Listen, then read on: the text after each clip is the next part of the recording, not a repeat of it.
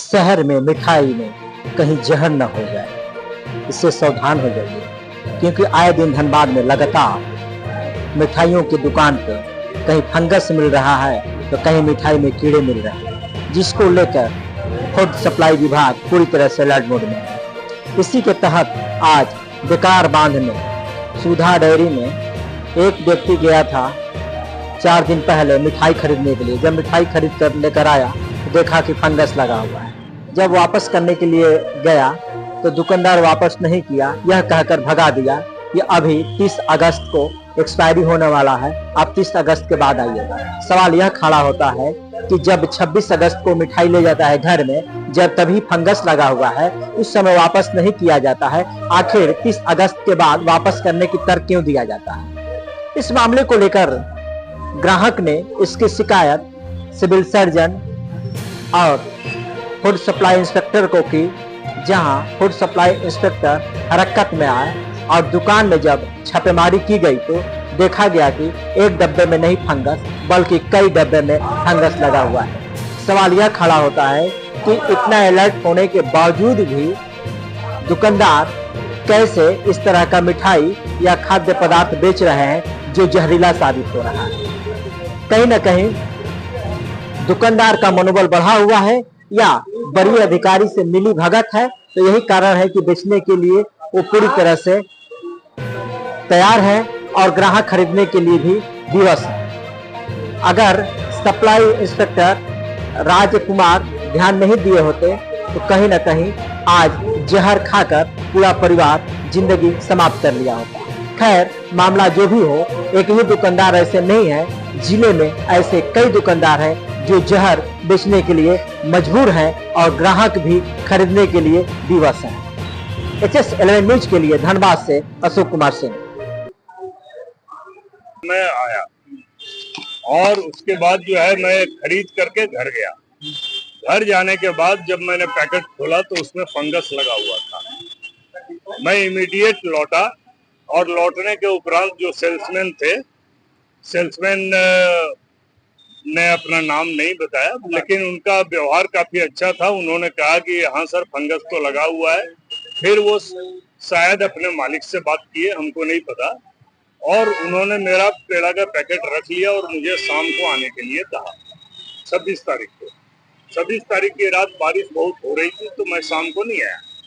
27 के सुबह मैं आया और मैंने उनसे कहा, सेल्समैन से, कि भाई ये या तो आप पेड़ा एक्सचेंज कर दीजिए जो इसमें फंगस लगा हुआ था जो आपने रखा है, या पैसा दे दीजिए। तो उन्होंने कहा कि देखिए, मैं तो स्टाफ हूँ और मैं मालिक से बात करता हूँ। फिर उन्होंने अपने मालिक से बात किया और मालिक से बात करने के बाद मालिक ने शायद कहा होगा कि नहीं ठीक है, वो ग्राहक को दो। फिर मालिक जो है वो हमसे भी बात की है और हमने जो है वो कहा कि भाई ऐसा है, ये फंगस लगा हुआ पेड़ा है और मैंने दिया है कल, और इसमें 2 ही है, या तो आप इसे रिप्लेस कर दो या 108 रुपये इसकी कीमत है वो आप दे दो। तो उन्होंने कहा कि नहीं, वो 30 तारीख एक्सपायरी डेट के बाद आप आइए।